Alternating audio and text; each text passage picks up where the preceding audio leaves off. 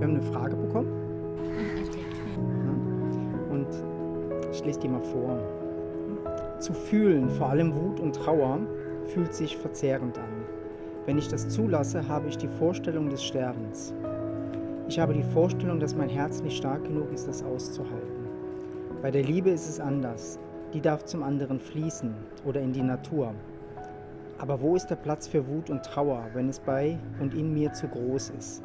Und wie überwinde ich die Idee, dass sowas nicht heilbar ist? Weil dann geht es dem Empfänger, egal ob Erde, Universum oder ein anderer Mensch, nicht gut. Verzehrender der Gedanke, diese Büchse der Pandora zu öffnen.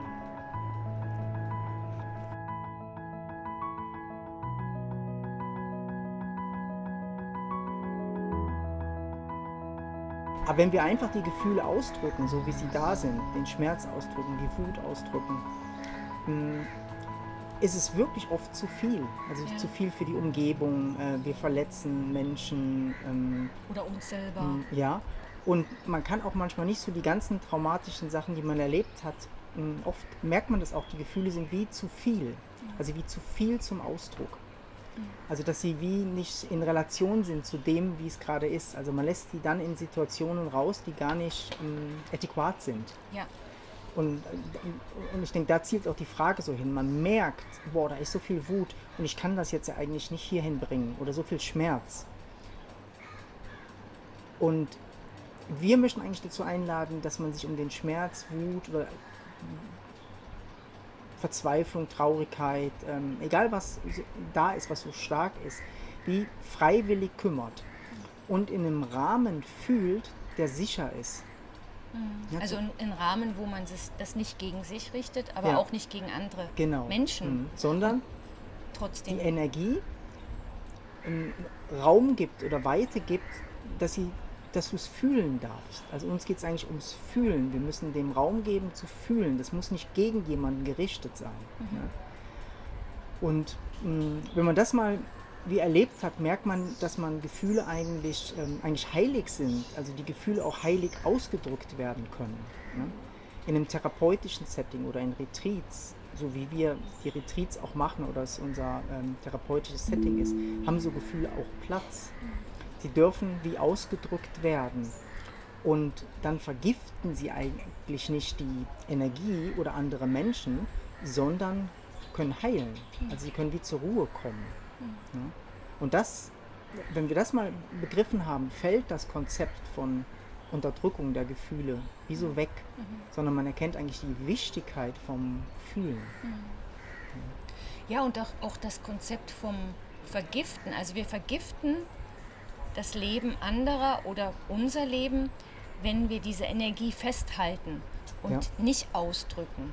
Wenn wir sie aber in so einem Rahmen, wie du jetzt erklärt hast, ausdrücken, dann verpuffen die. Also jede Wut, jeder Schmerz ist nicht lange da. Also es wird eine Weile gefühlt und plötzlich merkst du, oh, es ebbt ab, es wird weniger. Ja.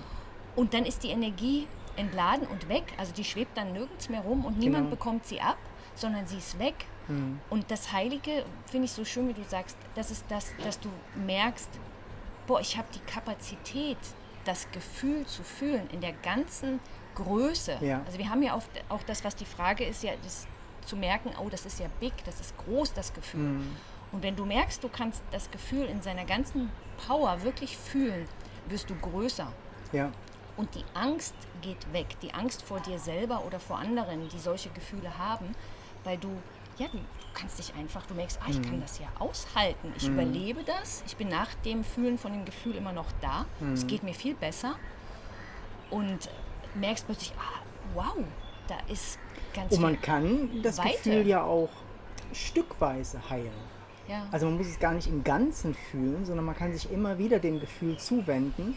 Das finde ich auch mit dem sicheren Rahmen, dass man einfach stückchenweise das fühlt und löst. Ja. Das ist so, wir legen eigentlich viel Wert drauf auf diese Freiwilligkeit. Also wenn wir uns freiwillig diesen unangenehmen Fühlen stellen, schaffen wir automatisch eigentlich so einen liebevollen Raum. Wir gehen freiwillig rein und geben dem Gefühl Raum und Platz. Und das ist ganz anders, als wenn das Gefühl von hinten kommt und man dann das Gefühl hat, boah, das ist viel zu groß oder viel zu stark. das kann ich jetzt nicht handeln. Ne? In der Freiwilligkeit ist, dass wir mit dieser Intention, das Gefühl zu fühlen, hingehen und lernen, wieder rauszugehen. Also rein und wieder rauszugehen oder so. Und deshalb habe ich schon das Gefühl, dass es manchmal Hilfe braucht oder so ein therapeutisches Setting. Aber man kann das auch selber. Man kann auch selber lernen, freiwillig in das Gefühl reinzugehen und freiwillig wieder rauszugehen. Zum Beispiel in unseren Shaking-Meditationen, ne? die wir auch auf dem YouTube-Kanal haben, kann man lernen, 15 Minuten in die Gefühle reinzugehen und dann wieder rauszugehen. Ja. Und so stirbt das Konzept von, dass Fühlen negativ ist. Weil man erlebt tatsächlich die Befreiung von dem Gefühl und, wie du sagst eigentlich, wie es dich größer macht, wenn du fühlst. Ja. So. Das Nicht-Fühlen macht dich klein und das Fühlen macht dich eigentlich immer größer und größer. Ja, und das Nichtfühlen kappt jede Verbindung zu anderen Menschen und das Fühlen öffnet dich, dass du wieder das Leben mehr fühlst, die anderen Menschen mehr fühlst, auch die Liebe mehr fühlst. Ja. Das ist so ein mega Öffner. Öffner fürs Leben. Ja, und für dich selber, ne? Dass du dich wieder lieben lernst oder wichtig nimmst halt auch. Und da kommt, glaube ich, der Punkt ist auch noch schön, dass wir uns mehr wichtig nehmen sollten mit so Gefühlen. Mit den Gefühlen. Das ist auch Selbstliebe, Ja. wenn man sich dem Wut und Schmerz oder Trauer wie zuwendet. Weil die ja da sind. Ja. Ne? Weil wenn Ja. sie nicht, wenn wir so tun, als ob sie nicht da sind, verneinen wir ja was in uns. Und das fühlt sich nie gut an. Also das bringt eigentlich noch mehr Wut, weil irgendwas wird nicht gesehen, wird nicht gelebt, wird nicht anerkannt. Soll weg sein, obwohl es da ist. Und diese verstockte Energie, wenn man sie nicht bewegt, ist eigentlich man könnte sagen, für das Universum oder das Leben wie schädlicher, weil das die ganze Zeit da ist. Es wird wie so fest. Und so ist ja auch die Gesellschaft geprägt. Es ist so viel Wut und Schmerz eigentlich in der Gesellschaft da, dass wenn du dich selber um dich kümmerst, eigentlich auch Friedensarbeit ist. Also es ist Friedensarbeit für die Welt, wenn du dich den Gefühlen zuwendest und versuchst, die zu heilen. Ja. Deshalb, ja, es ist eigentlich mega schön, wenn man dieses Konzept auflöst und wie selbst erforscht, ob das wirklich stimmt. Ne?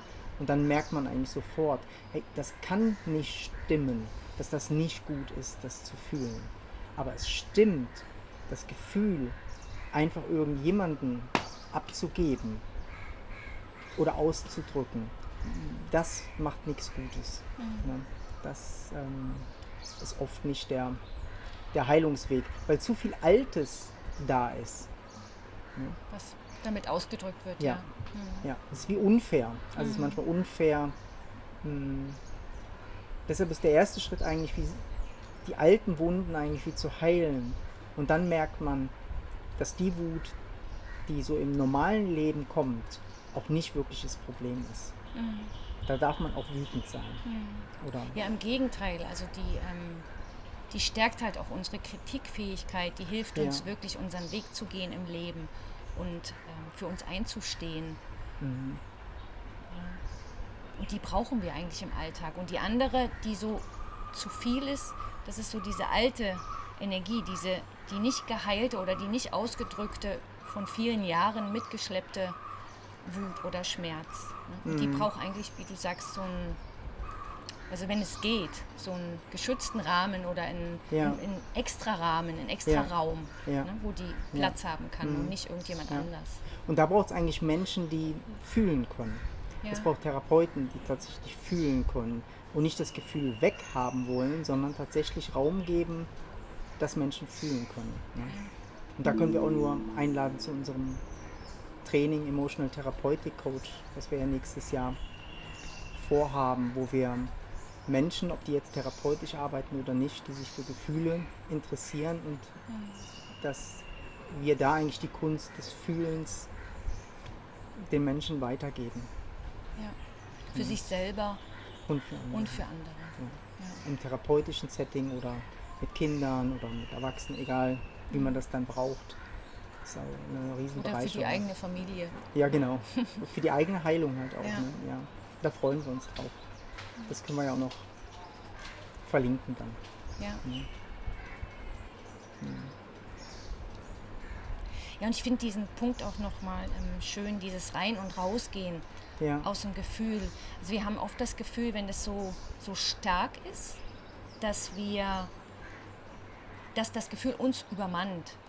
Und das ist so schön in unseren Retreats, wenn wir mit Atem arbeiten und die Gefühle eigentlich so stark da sind, zu merken, wir können wirklich zu jeder Person Ja. gehen und Ja. sofort, wenn wir mit der Person sprechen, ist sie klar und da und wach und kann sofort aus dem Gefühl wieder raus und wieder rein.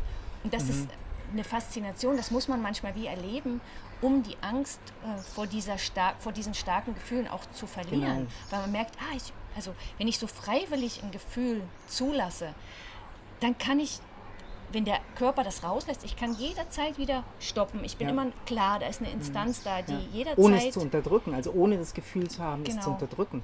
Ne? Kannst du Ja. rein und raus und so. Ne? Und das ist schon was wahnsinnig faszinierend Ja. ist, finde ich auch. Ne? Und wenn manche Menschen das sehen würden, würden sie auch die Angst verlieren eigentlich vor tiefen Gefühlen. Ja. Und es wird nie eine Pille geben, die das Gefühl verschwinden lässt. So, also Ja, wir, Gott sei Menschen, Dank. wir Menschen sind dafür da, zum Ja, zu Fühlen. fühlen, ja. Und wir sind dafür da, fühlen zu lernen. Ja. Also wir müssen das erlernen halt auch. Das wird uns nicht, das Fühlen wird uns schon in die Wiege gelegt. Aber wie wir das leben, das nicht.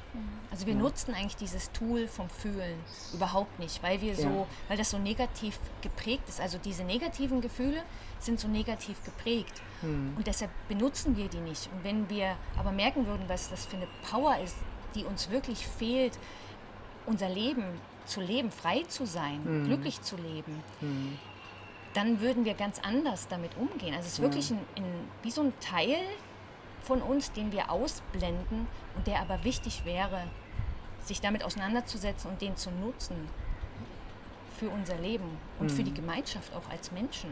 Weil das ist das, was uns verbindet, dass wir alle fühlen. Und das Fühlen hat so eine Intelligenz. Also das hat manches, das wie so intelligenter ist als das Denken. Ne? Das Denken hat so seine Pläne vom Leben, aber das Leben ist ganz anders.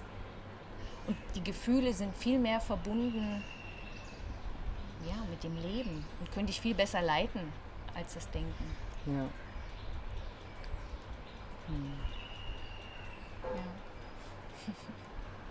Ja, wir können viel davon Ja.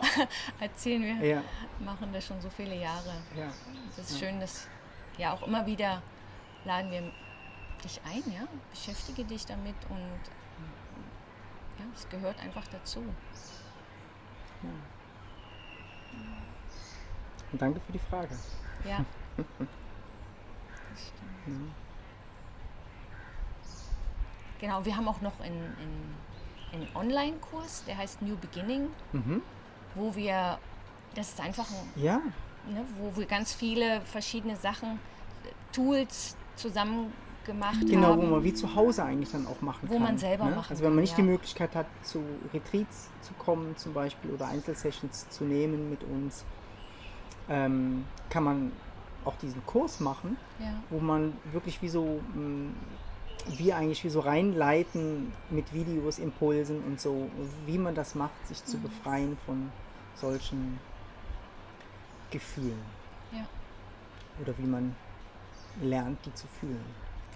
Genau. Mega schön, ja. Verlinken wir auch mal. Genau. Schön. Ja. Alles Liebe von uns. Ja. Ganz schöne Zeit dir.